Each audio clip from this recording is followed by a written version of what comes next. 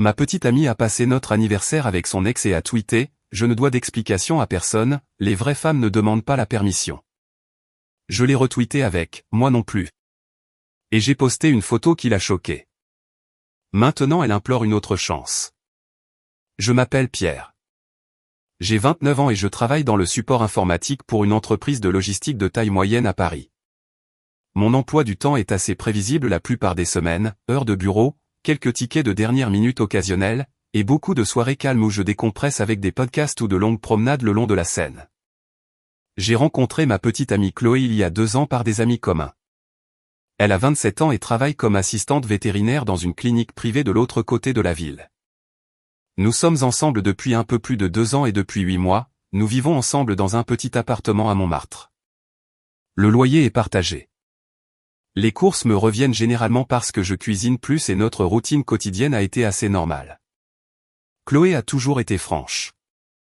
C'était d'ailleurs l'une des choses qui m'avait attiré chez elle au début. Elle a tendance à dire exactement ce qu'elle pense sans trop le filtrer. Elle utilise également les réseaux sociaux comme un commentaire permanent sur sa vie. Twitter, Instagram, tout. Au début, je voyais cela comme de la confiance. Son ex-petite amie, Marc, a toujours été quelque part en arrière-plan. Ils sont sortis ensemble pendant près de 4 ans avant que nous nous rencontrions. Selon Chloé, la rupture a été mutuelle et ils sont restés en contact occasionnel parce qu'ils partagent des amis et quelques cercles sociaux. Je n'ai jamais aimé cette situation, mais je n'ai jamais non plus essayé de contrôler avec qui elle parle. Ma règle dans les relations a toujours été simple, si quelque chose me dérange, je le dis une fois et nous le réglons directement. Pendant la majeure partie de notre relation, ce système a fonctionné. La semaine dernière devait être notre 2e anniversaire. Rien d'énorme. J'avais prévu un dîner dans un petit restaurant près du quartier latin que Chloé aime bien. J'avais même pris l'après-midi de congé pour pouvoir tout organiser tôt et rendre la soirée détendue. Vers 15 h, elle m'a envoyé un message disant qu'elle devait rester tard à la clinique parce qu'un des vétérinaires lui avait demandé d'aider avec un rendez-vous d'urgence. Cela me semblait déjà un peu étrange parce qu'elle se plaint généralement quand son service se prolonge soudainement. Puis, vers 18 h, j'ai ouvert Twitter en attendant l'heure de notre réservation. C'est à ce moment-là que j'ai vu Chloé poster une photo de cocktail, en face de Marc. En dessous, elle avait écrit qu'elle ne devait d'explication à personne et que les vraies femmes ne demandaient pas la permission. C'est à cet instant précis que notre anniversaire a cessé d'être un anniversaire. Pendant quelques secondes, j'ai honnêtement pensé que je ne comprenais pas ce que je voyais. La photo était clairement prise dans un bar. 2 verres sur la table. L'un d'eux était exactement le cocktail que Chloé commande toujours quand nous sortons. En face d'elle se trouvait Marc, souriant directement à l'appareil photo comme s'il n'avait absolument aucun problème à être là. Chloé était assise à côté de lui au lieu d'en face, assez près pour que leurs épaules se touchent. La légende a rendu les choses encore pires. Elle a écrit qu'elle ne devait d'explication à personne et que les vraies femmes ne demandaient pas la permission. Le tweet n'était en ligne que depuis environ 10 minutes quand je l'ai vu, mais il avait déjà quelques likes de ses amis. Quelques personnes avaient même répondu avec des choses comme « comportement de reine » et « vie ta vie ». Pendant ce temps, j'étais debout devant le restaurant où je venais de confirmer notre réservation d'anniversaire. Pour situer le contexte, Chloé savait exactement ce qu'était cette soirée. Nous en avions parlé plus tôt dans la semaine. Je lui avais dit que j'avais fait une réservation et elle avait même demandé à quelle heure nous devions quitter l'appartement. Donc, voir ce tweet n'était pas seulement surprenant. C'était très délibéré. Le plus étrange, c'est qu'elle m'avait envoyé un message seulement 3 heures plus tôt, disant qu'elle était coincée à la clinique pour une urgence. Clairement, elle ne l'était pas. Je ne l'ai pas appelée immédiatement. Je n'ai pas envoyé de message non plus. Au lieu de cela, je me suis assis sur un banc en face du restaurant et j'ai réfléchi à la situation pendant quelques minutes. Il y a de nombreuses façons de réagir à quelque chose comme ça. La plupart impliquent des disputes, des messages émotionnels ou le fait d'essayer de forcer une explication de l'autre personne. J'ai appris avec le temps que ces réactions aident rarement. Chloé et moi avions une règle dans notre relation, si quelque chose franchit une limite, nous l'abordons directement et nous ne faisons pas comme si ce n'était pas arrivé. Ce qu'elle a fait n'était pas subtil. Elle a choisi de passer notre anniversaire avec son ex. Puis elle l'a posté publiquement avec une légende qui mettait au défi quiconque de la questionner à ce sujet. Donc, je n'ai pas envoyé de message. Au lieu de cela, j'ai continué à faire défiler son Twitter. Environ 5 minutes plus tard, elle a posté un autre tweet qui a rendu la situation beaucoup plus claire. Son deuxième tweet est apparu environ 5 minutes après le premier. Celui-ci n'avait pas de photo, juste du texte. Chloé a écrit que les gens devenaient beaucoup trop sensibles à propos de la personne avec qui on passe du temps et que les hommes insécures étaient le plus grand signal d'alarme dans les relations. Ce tweet a obtenu encore plus d'attention que le premier. Quelques-uns de ses amis ont immédiatement approuvé. L'un d'eux a même répondu que les hommes qui ne supportaient pas les femmes confiantes méritaient d'être célibataires. Encore une fois, tout cela se passait pendant que j'étais littéralement assis devant le restaurant où nous étions censés célébrer notre anniversaire. À ce moment-là, j'ai cessé d'être confus. J'ai commencé à être très clair sur ce qui se passait. Chloé savait exactement ce qu'elle faisait. Le tweet n'était pas aléatoire. Il n'était pas vague. C'était en fait une déclaration publique qu'elle faisait ce qu'elle voulait et que quiconque avait un problème avec cela était insécure, moi y compris. Ce qui rendait la situation encore plus étrange, c'est que nous avions déjà parlé de Marc auparavant.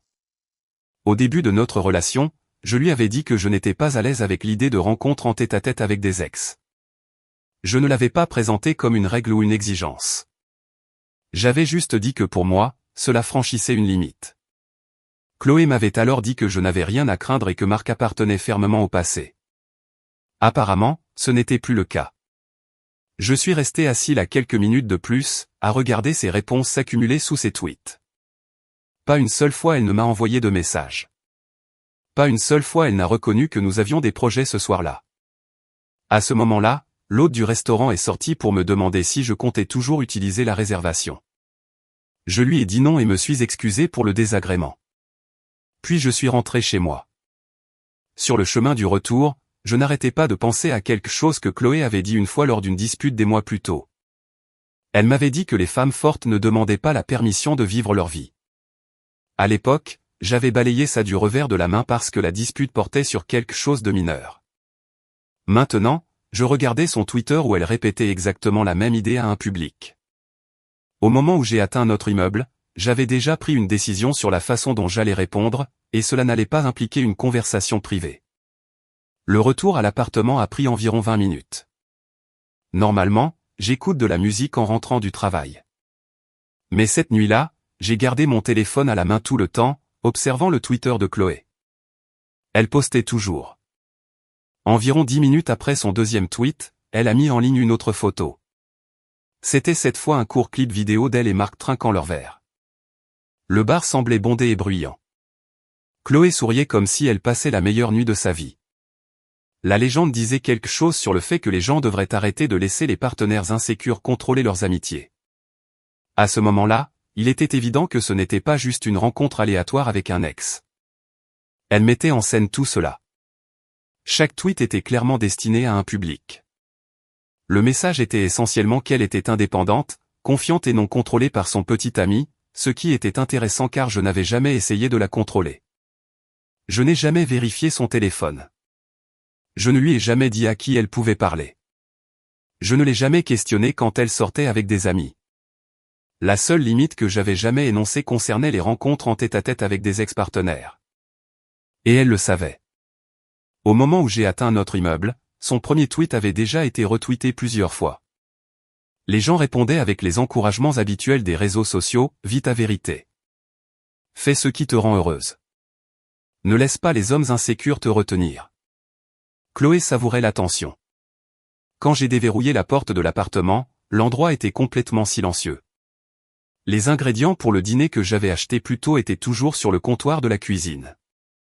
J'avais initialement prévu de nous préparer le petit déjeuner le lendemain matin comme petite suite à la réservation du dîner. Au lieu de cela, je me suis assis à la table de la cuisine et j'ai rouvert Twitter. Chloé avait construit toute sa petite performance autour d'une idée, elle ne doit d'explication à personne, et les vraies femmes ne demandent pas la permission. J'ai fixé cette phrase pendant 1 minute.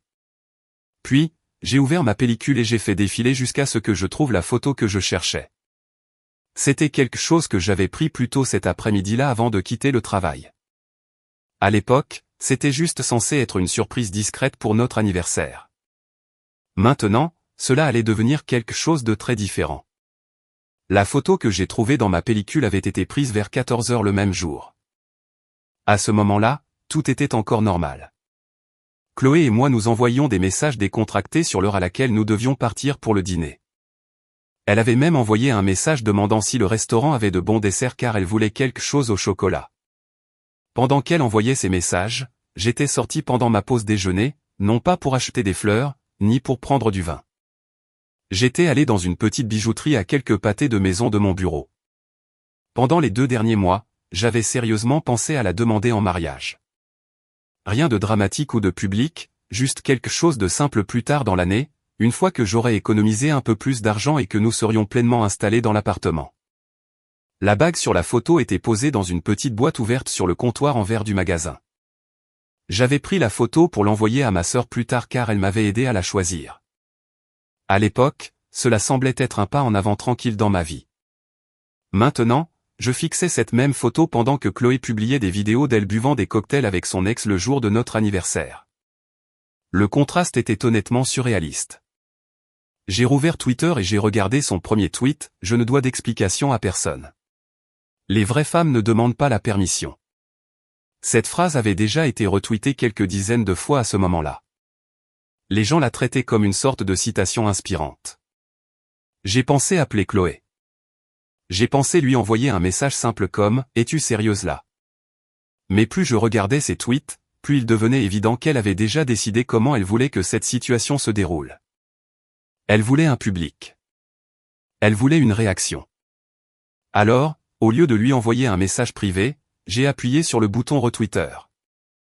J'ai ajouté ma propre légende. 2 phrases très courtes, moi non plus.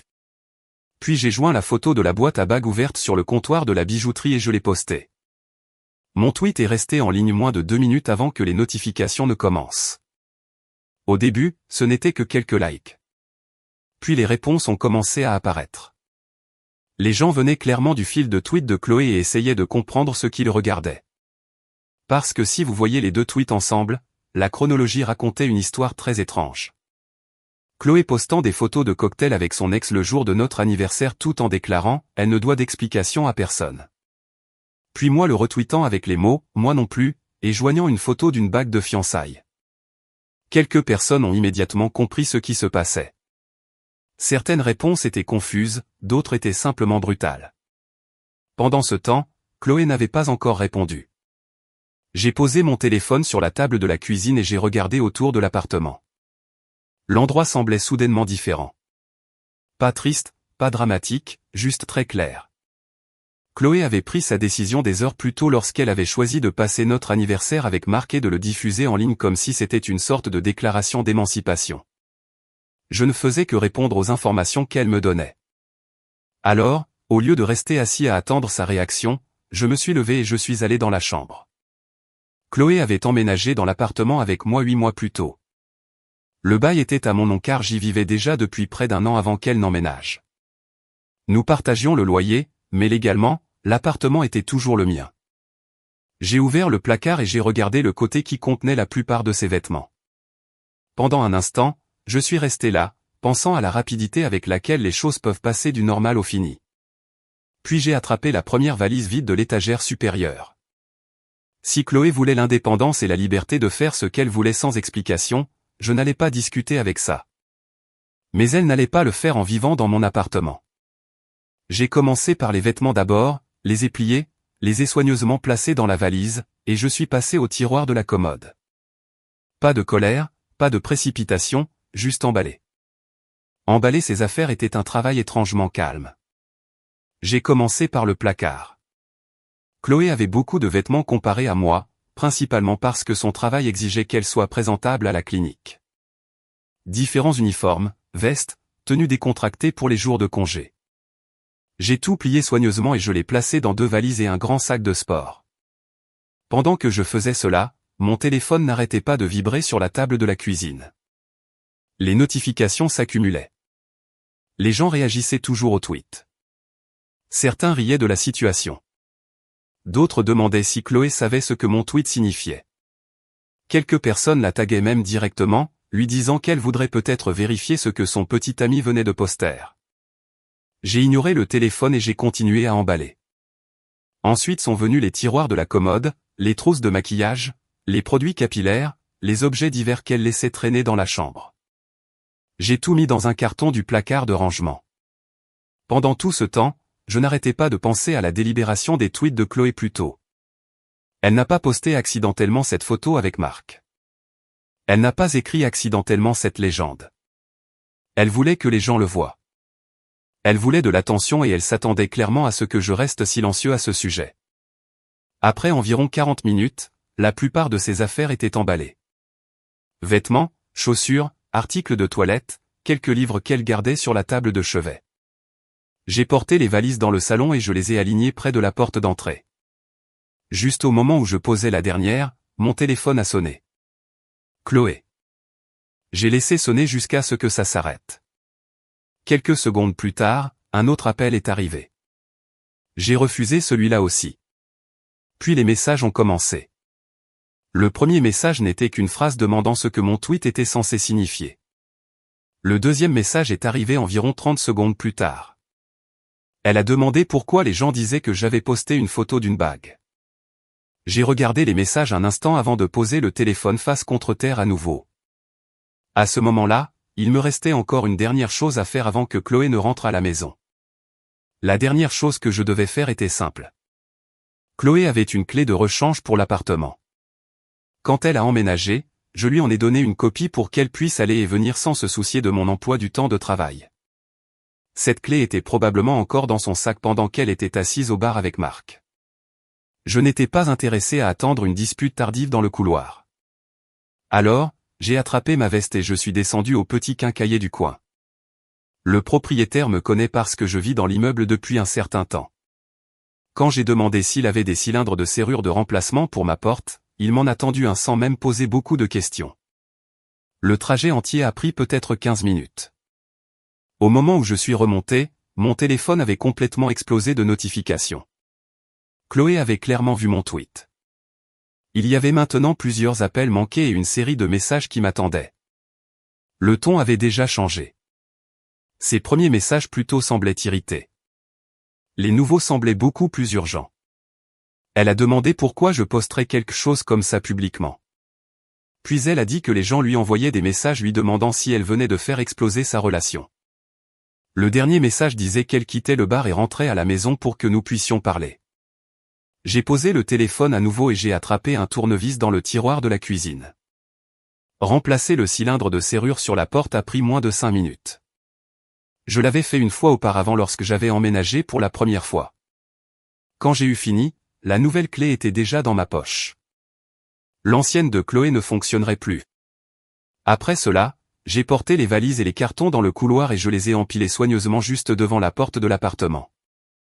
Quiconque passait pouvait clairement voir qu'ils appartenaient à quelqu'un qui était en train d'être déménagé. Puis je suis rentré à l'intérieur, j'ai fermé la porte et je l'ai verrouillée. Environ 20 minutes plus tard, mon téléphone a vibré à nouveau.